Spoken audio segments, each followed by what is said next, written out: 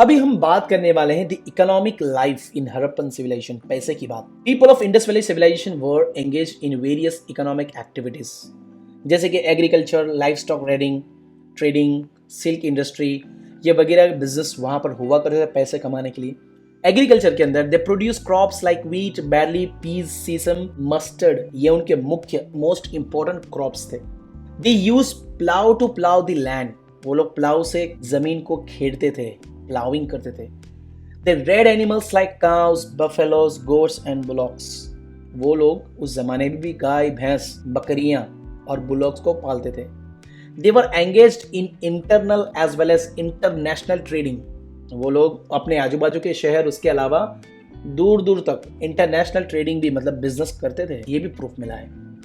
Historians believed that cotton cloth produced here used to reach Mesopotamia and Egypt via Mesopotamia.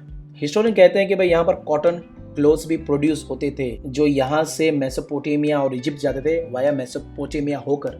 In addition of this, people living here were also involved in professions like pottery, metal work, bead making and sculpture. मूर्तियां बनाते थे, देखो आप right side, ये मूर्ति पत्थर में से बनाई है।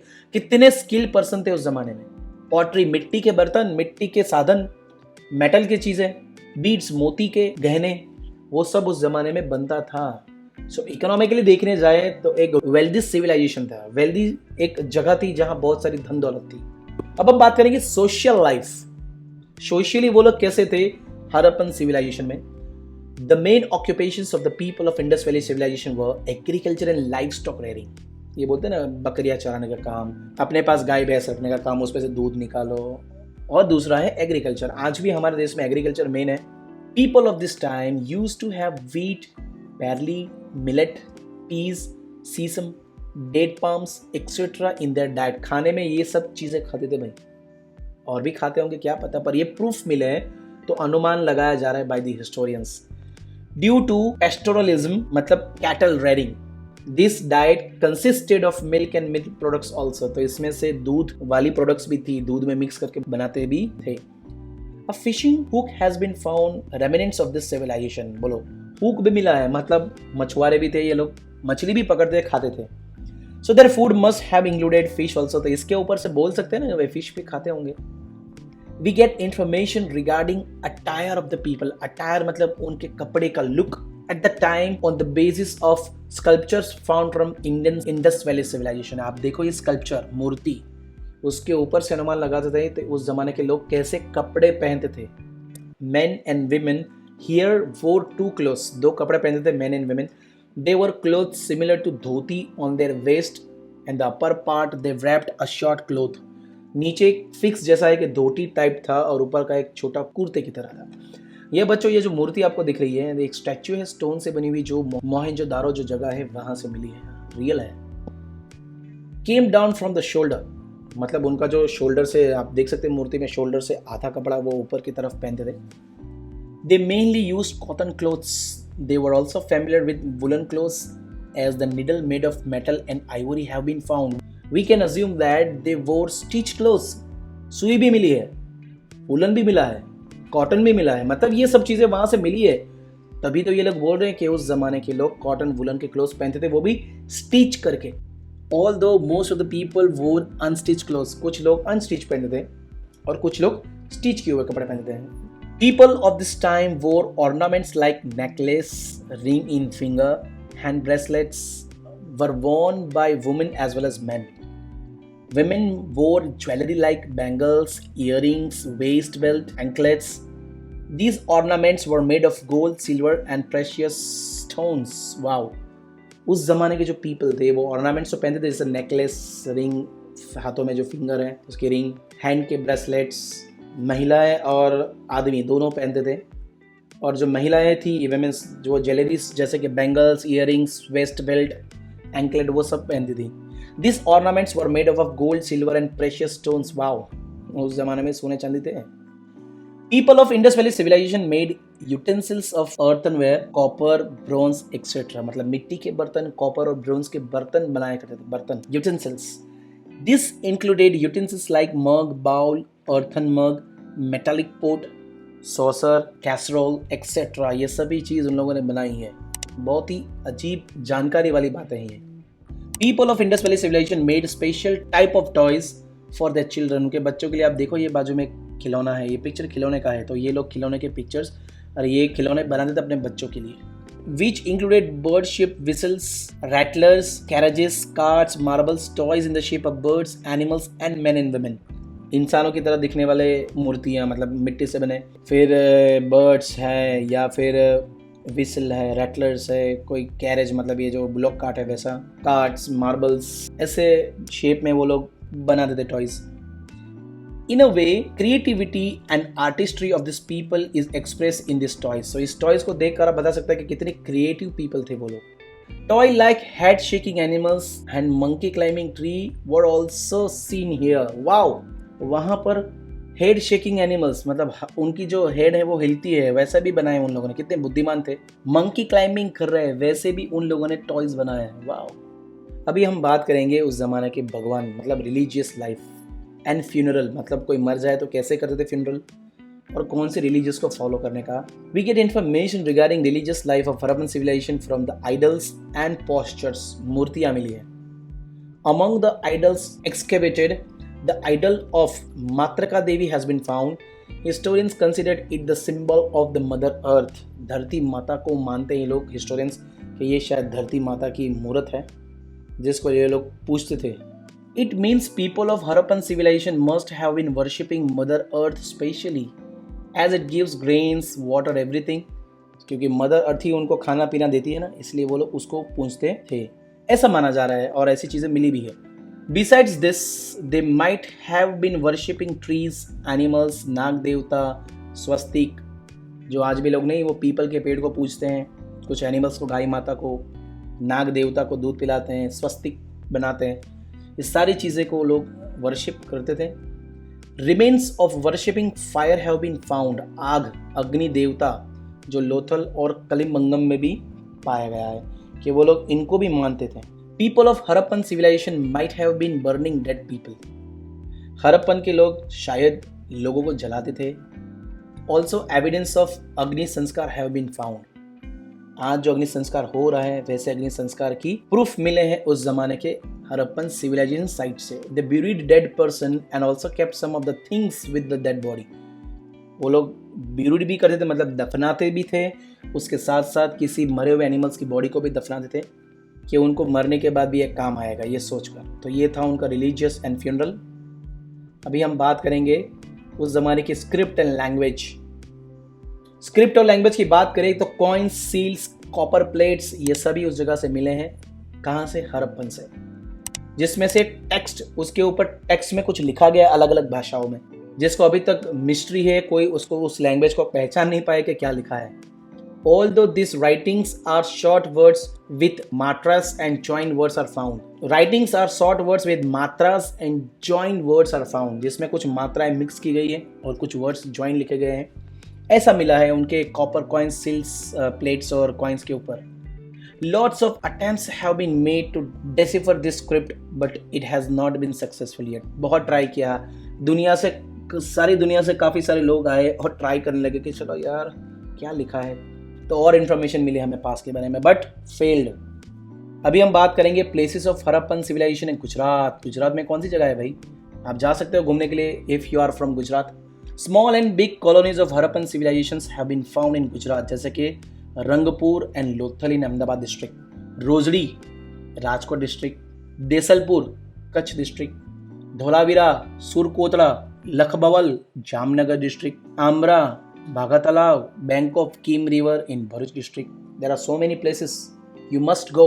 अलग अलग जगह पे रहने वाले लोग जा सकते हैं, साउथ वाले साउथ में, नॉर्थ वाले नॉर्थ में।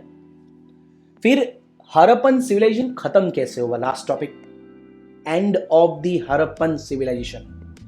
The historians believe that Harappan civilization may have ended because of earthquake, flood, epidemic और external invasion. या तो युद्ध हुआ होगा और ख़त्म हो गए होंगे, या तो वहाँ पर earthquake आया और सब मर गए होंगे, या तो वहाँ पर बाजू में जो नदी थी वहाँ का फ्लड आया होगा, या तो किसी और लोगों ने चढ़ाई कर दी और इसको ख़त्म कर दिया। पर अभी तक पक्का कोई चीज़ नहीं है कि क्या हुआ था। However, for today's historians, the end of it has been the subject of research. आज के लोग, अगर आप भी हिस्टोरियन बनोगे, आपके लिए रिसर्च पॉइंट रहेगा, आप भी ढूंढने लगोगे कि भाई हड़प्पन खत्म हुआ कैसे। सो नेक्स्ट पेज पे we are going to talk about our ancient text, मतलब हमारी पुरानी किताबें। कैसी थी किताबें, कौन सी थी? सो पहले पैराग्राफ में ऋग्वेदा एंड इट्स स्टडी। सो सबसे पहले हम ऋग्वेदा के बारे में बात करेंगे। बुक का नाम है 4 Vedas are there. Total there are 4 Vedas, मतलब 4 text. Rigveda, Yajurveda, Samaveda and Atharvaveda. Rigveda is our oldest text. इन चारों में से ऋग्वेदा सबसे ओल्ड है, जिसके अंदर 1028 हाइम्स है, which are called सुक्तास।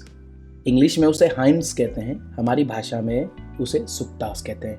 Rigveda is a repository of ancient knowledge. Repository का मतलब है भंडारा, इंफॉर्मेशन का भंडार है ये, पुराने जमाने की information. It is written in old Sanskrit और Vedic Sanskrit language. With the help of Rigveda we get information about political, social, economic and religious life of Aryans। उस जमाने के जो आर्यंस थे उनके बारे में हमें सोशल, पॉलिटिकल, इकोनॉमिकल और रिलीजियस सारी इंफॉर्मेशन इस बुक में से मिलती है। यह संस्कृत और वैदिक संस्कृत में लिखी गई है। Historians, archaeologist study Vedas along with relics to know about history। Some of the hymns of Rigveda are in dialogue form। इसको बहुत सारे लोगों ने स्टडी किया, हिस्टोरियन आ गए, आर्कियोलॉजिस्ट हो गए, अंदर के जो हाइम्स है उनको भी स्टडी किया। कुछ हाइम्स तो अंदर डायलॉग फॉर्म में लिखे हैं। There are references of life of common man in Rigveda. There are references of political institutions like Gana, Sabha and Samiti. So local man, common man के बारे में, उनकी लाइफ के बारे में इंफॉर्मेशन है, एज वेल एज उस जमाने की इंस्टीट्यूशंस, गाना, सभा, समिति, एज कंपेयर टू समिति। Head of the state set in it and discussed important issues of the state and gave justice। पूरे राज्य का जो हेड होता है, जैसे हम मुख्यमंत्री बोलते हैं, वो यहाँ पर बैठते हैं और डिस्कस करते हैं पूरे स्टेट के इश्यूज को और लोगों को जस्टिस देते हैं, न्याय। The Samiti was an elaborate body that elected the king, army chief and priest were appointed to assist the king। उसके अलावा जो समिति मतलब मेंबर्स जो किंग में से इलेक्ट करते हैं, इलेक्शन करके किंग को, समिति पूरी किंग को इलेक्ट करती है। वहां के जो आर्मी चीफ और प्रीस्ट होते हैं वो किंग को असिस्ट करते हैं। One of the work of king was gaveshana. Gaveshana means war.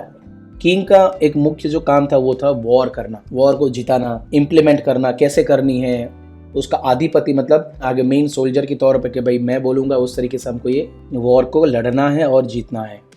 From Rigveda, we get reference of battles between the 10 kings on the banks of river Ravi।